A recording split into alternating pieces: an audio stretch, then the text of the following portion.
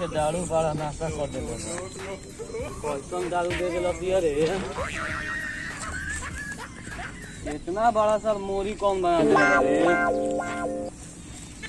लागत है सब चक्कर आवत है अब गिर जाए।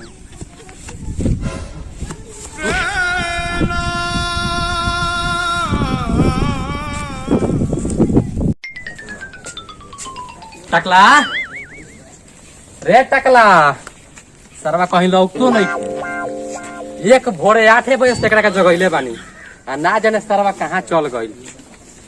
लागत है एकर दारू पिए के आदत ना छूटी का दोने। रोका रोका होकरा से पूछा तनी रुक रुक रुक टकला का देखले हो। टकला हे मर्दे काहे मजाक करता तारा मुड़ी पर तो केस करो मजाक करत हैं। हम अपन भाई टकला के बारे में पूछतनी कहीं देखले हो। हाँ देखनी है उन्हें नदी की ओर पी के गिरल बा तो पहले काहे ना बतैले हो। अब ताकत के बारे जो आज सरऊ के सब पियल पीछे से निकालत तनी चलत तनी उनका के खोजे। चला कहाँ बाटे उ कहीं लौकतो नु नहीं थे लौकी तब न ओकरा कुछ बताई। अच्छा खोज तनी उनका के सारे के एबरा मिल सरवा के 5 मिनट से खोज तनी ना जाने कहाँ बा। जितने परेशान होकत आई उतने परेशान हम कर देम ओकरा के। रे हरामी रे नीचे उतर जल्दी का हो भाई का हो। टकला के कहीं देखले हो। अब के नु बताइनी है कि पी के गिरल बा तो फिर काहे बतैले जो नदी की ओर तो आइए गइल बानी लेकिन कहाँ बा सारा पते नहीं चलो। अरे साला 5 मिनट से ओकरा के हम खोजत तनी केने बा हौ कहाँ रे। लागत है उहे सारा पी के गिरल बा का दोने एले। टकला रे टकला टकला इस तरह सुनत नहीं है लागत है ये नो नो नो नो रे टकला रे कौन है साला आ गया रे सर रे हम महीने के चिंती सर अपना भाई के नहीं चिंता रे रे अपना भाई के नहीं चिंती। उठ सर उठ उठ उठ यार मोहब्बत कितना ठीक है सर आप एकदम उठ उठ जल्दी उठ गए सारे ठीक से हो रोक सर रुक बैठ अभी सारे रुक बैठे कहा तने सुतल के बारे बैठ यहीं रुक पानी लगा तक मुंह को मारे के पहुंचा दो आशा सर के हो गया पियो सर छोड़िए ना।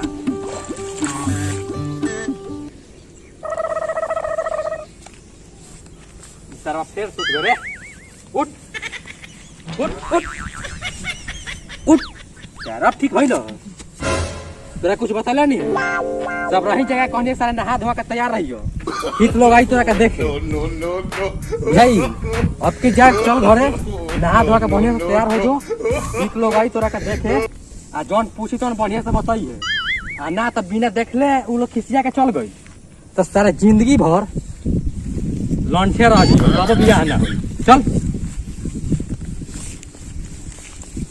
यार जब बर्दाश्त ना होखेला तो गाड़ खोल के काहे के अपना पी लेवे लो हैं। अब से नहीं पिएंगे भैया।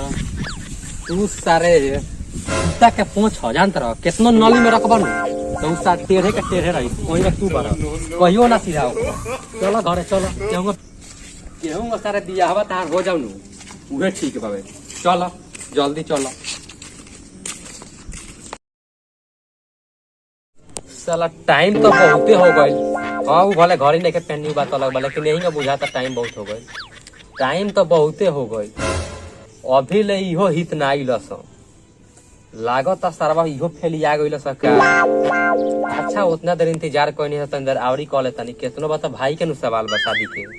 अच्छा बैठा तनी अभी तंदर आवड़ी सरवा कब ले सन देह वो दिखाता तंदर आराम कर ले तनी चले इहो सन अपने लागता हमनी के आ गनी सका दुन आ रुक जा हट बाबू चल का उधर लगे का भाई सुपर भाई ए महाराज केमा सुतर नहीं है जी प्रणाम प्रणाम। अच्छा प्रणाम प्रणाम छोड़ी जाए दी हिंगम पूछबे करनी आगे नहीं लगिन लोगे रास्ता में कोनो दिक्कत तो ना नु भइल ह दिक्कत तो भइबे कइल ह तनी मनी छोड़ी होने जाए दी तनी मनी दिक्कत तो कोनो के ददो से ना रोकाई अब आइए गइल बानी लगिन तो रउआ लोगन खातिर बहुत बढ़िया चीज के व्यवस्था कइले बानी बैठे खातिर रोकी लोगन ले आओ तनी रोकी लोगन दे No. ए महाराज हल्ली बैठी लोगन खूब बढ़िया चीज बा हे महाराज हे हमनी के हइसे पे बढ़िया व्यवस्था है पे बोरा बैठब सब हमनी के ठीक बा खिसियाई मत तनी भंगवाइल रहने तो लेके चले नहीं है रोकी केहू के घर से कुर्सी मांग के लेके आओ तनी ना बैठल लोग बोरा पर का करी हम तनी साइकिलिया वाला साइड में लगा दी लोग हम कुर्सी लेके आवत तनी ये जा रहा है नहीं तो बड़ा तो सुतला में जगा के कहता तो कुर्सी पे बैठल वो एगो कुर्सी मिलल है ली लोगिन बैठी लोगिन अरे महाराज रउरा खरे एके कुर्सी पे काजी यो हमरा घरे कहां बा हम तो दूसरा से मांग के लेके आनी एक एगो कुर्सी मिलल बैठी लोगिन छोरी जाए दी हमके खटियो के बैठ जान सा ठीक बा पर सुतियो जाई लोगिन कोनो बात नहीं का हमारी कुर्सिया पर बैठ जाता नहीं बैठी लोगिन बैठ रे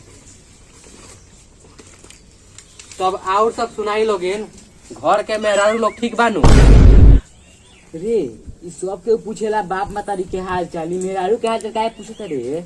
अरे छोड़ ना जाए दे हमनी के लड़का से न मतलब बा ओकर लड़का के भाई से थोड़ी ठीक बा अच्छा तो रउआ लोग सोचत होखे हम लोग कि नाश्ता पानी के पूछे तो ई बहुते खराब सोचतानी लोग हम नया हित के नाश्ता ना करावेनी ई हमरा मर्यादा के खिलाफ बा बुझ जाई लोग कहाँ देखे अगली है लड़का हम नया हित के कबो नाश्ता ना करावेनी हाँ एक बार तय तमान हो जाओ शादी ब्याह हो जाई और रउआ लोग मिठाई लेके आएम वही में से हम एगो दूगो दे देम नाश्ता पानी के बोलेम लोग अच्छा छोड़ी नाश्ता पानी के दान दहेज के बात करी ठीक बा जब दान दहेज के बात कहिए देले बानी तो सुनी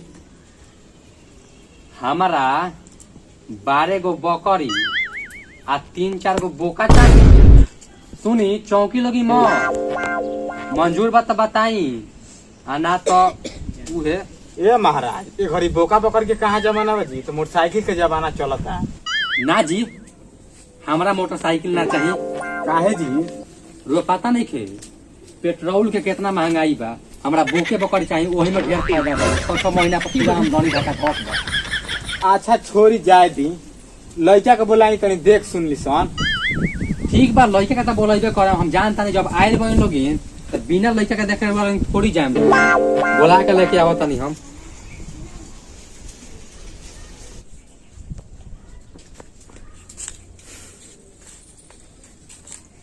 का रे अभिले तैयार बार ना भइले हो तनी नु दे ना सर जल्दी हम तैयार करतनी तले हितवा चल जे इतना देर लगाइबे तो पाउडर लगाए नहीं क्या बात रे देख कैसे में लगाओ जला ठीक बा कल के मिलाओ तो हम No. मिलाओ बढ़िया से देख तो अब में कम बुझाता रहे। चल देख तो अब कैसा लागत भियो एकदम सुपर लगाता रहे कौनो तरह का ना काटी देख के पसंद कर लिया सब चल बउआ प्रणाम कर ले यहाँ लोग के प्रणाम ये संस्कार बनी गोर के प्रणाम कर ना करे काहे रे काहे ना करबे रास्ता में सुअरे के हगल कीचड़ के बस मौका तो हस छोड़ चल कोनो बात नहीं के तो है जी बैठ जो ये लोग थोड़ा सा कुछ पूछी बता दिए जी बैठ यही जा रुक बैठ ए बबुआ तहार नाम का हो हमार नाम नालायक सिंह। आ तारा भाई के नाम? बनौचर सिंह। आ कहाँ ले पढ़ले बड़? एकवा ले। आ काम धंधा का करलो? सब भैया पर छोड़ देले बानी। ए जी, राउर भाई तो कम चलाऊ लागता, बाकी लेकिन लड़का हमरा पसंद बा, बाकी 6 गो बकरी हम देम। छोड़ी होने, अब बकरी के पूछा था लड़का पसंद पड़ गई तो हम तो रहुआ लड़की के फेर में बानी। का मतलब कुछ ना, मतलब हमरा भाई के घर बस जाओ, ये हम चाहता नहीं। अच्छा छोड़ी, तब दिन के बात हो जाओ। हाँ तो जब सब चीज पसंद पड़िए गल तो दिन उनका खाइए जाओ। ये भाई तुम चल एगो बात बा। का बड़ी? ये भाई हमार लड़का के भाई पर डाउट लागता कुछ। कैसन डाउट रे? रोक, बोला के पूछे। ए बबुआ है नहीं बा? का हो? कहत तनी कि शादी विवाह के बाद लड़किया के तू ही रखबनू? हम काहे के रखम? ओकरा के तो हम भैया रखम। मतलब हम भैया कहले बानी कि तोरा शादी के बाद तोरा मेहरारू के हम ही रखम। का हो? तार भाई जौन कहता ई ठीक कहता? लागत ता कोनो हमार बड़ाइए कैले हो। हाँ कह देता नहीं तबे जाकर ठीक हुई। बड़ाई तो जरूर कैले हुई। हाँ ठीक कहता, ठीक कहता। ई तो सार भौंडुआ लागत रे। चल तो मार मार। अरे का बोल जी? काहे मारता लोग महाराज? अरे रुक काहे मारता लोग महाराज? शादी करी है छोट भाई, रखी है बड़ भाई। पैसा दिन मार के छोड़ गेला सन। ई कुनी बतावल तोरा जरूरी रहल रे। सार के रत मारवा के पीठ पुरवा देलक। भाई तारी तो तोरा बियाह न होई भाग। कियो देख के आ गइल हंसी? हम जाना तनी हां कि रउआ लोग हंसे। वीडियो देख के आयल होके हंसी तो कई लगी वीडियो के लाइक, चैनल के कई लगी सब्सक्राइब और वीडियो के नीचे कई लगी कमेंट। और बात दूसरा केहू के लगे शेयर कर दी लोगिन कि वो लोग देख के तनी हंस ले लोग। ठीक बा, तब मिला तनी सा कॉल है और एहू से भी जोर फनी वीडियो में। ठीक बा, तब के बाय।